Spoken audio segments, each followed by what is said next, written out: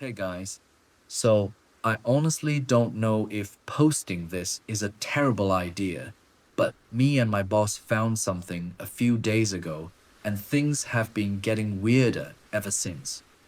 I'm not joking. And before anyone says this is fake or some ARG or creepypasta thing, I genuinely wish it was because my life would be way easier right now. I work at a quick check in Scotch Plains. Started as a temporary summer job after college, and somehow, 3 years later, I'm still there doing overnight shifts because my art degree turned out to be completely useless. Most nights are boring: drunk customers, burnt coffee, cleaning counters at 4 in the morning while questioning every decision that led me there.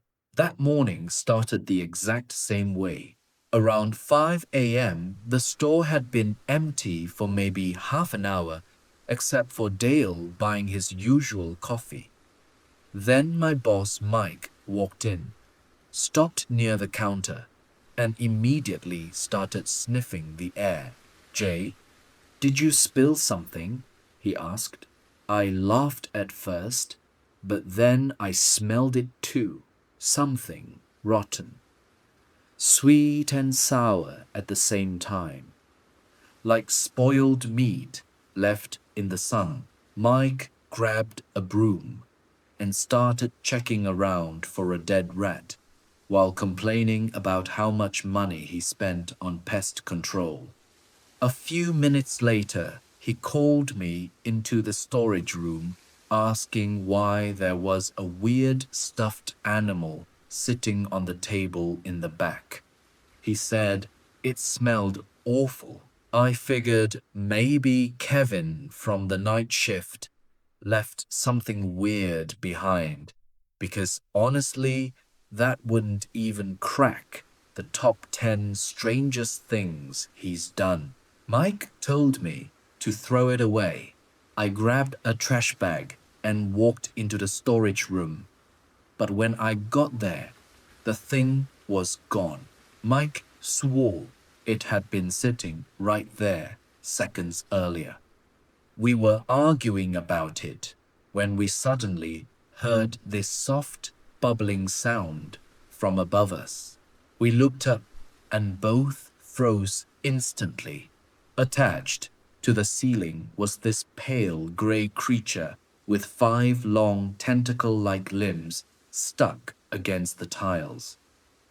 It had 2 large wrinkled sacs on the sides of its head and a small black beak that clicked quietly every few seconds. The weirdest part was that it didn't seem aggressive at all.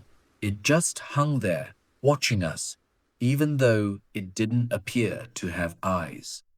Thick slime dripped from its body onto the floor below, while it made soft cooing sounds, almost like a bird. Mike whispered, "The stuffed animal." Somehow, that made the whole thing even creepier.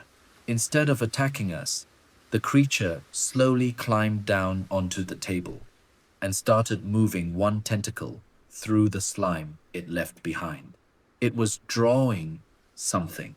Me and Mike stood there in complete silence while it finished a rough little picture that looked exactly like the Pringles logo. "It drew the Pringles guy," Mike said quietly. The creature made another happy little cooing sound. Mike grabbed a can of Pringles from the shelf and carefully rolled it toward the creature. The thing practically lit up with excitement. Using its tentacles, it opened the can and quickly ate all the chips before gently rolling the empty container back toward us. After that, it became weirdly friendly. We fed it different flavors, and every single time it seemed happier. Barbecue, sour cream and onion, salt, and vinegar. It loved all of them. Eventually, it approached us and slowly reached one tentacle toward me. Mike told me to touch it. I said, absolutely not. He threatened my overtime pay, so eventually I reached out anyway. The second I touched the creature, it felt like my entire body froze. Suddenly, images started flashing through my head. Huge yellow skies, endless oceans under giant moons, massive alien landscapes covered in glowing plants. Then darkness, empty space, cold loneliness, stretching for what felt like forever. I could somehow feel emotions coming from the creature too: confusion, fear, hunger, but also relief, like it was finally no longer alone. When I pulled my hand away, I realized I was crying. Mike looked at me like I'd completely lost my mind. I tried explaining that the creature didn't feel evil at all. It felt intelligent somehow. Lost, maybe. Mike asked if it hypnotized me or something. I ended up naming it Benjamin because it liked Pringles. And honestly, I panicked trying to think of a name. For a while, things almost felt normal again. Benjamin stayed in the storage room eating chips and climbing across the ceiling, while me and Mike kept working. Then, around 6 in the morning, a woman came into the store furious because the milk she bought was expired by 1 day. She started yelling at me while I apologized and tried calming her down. That's when Benjamin crawled out from the storage room. The woman looked down at it and immediately freaked out. She started calling it disgusting and threatening to report the store. Benjamin's head sacs started vibrating rapidly while it made nervous clicking noises. The woman kept yelling louder and louder until suddenly Benjamin let out this sharp screech that echoed through the entire store. Every light flickered at once. The woman screamed and stumbled backward while Benjamin quickly climbed up onto the counter. Then everything went silent, completely silent. For a few seconds, nobody moved. The woman grabbed her things and rushed out of the store, still yelling that she was calling corporate. Benjamin slowly climbed back down and disappeared into the storage room again.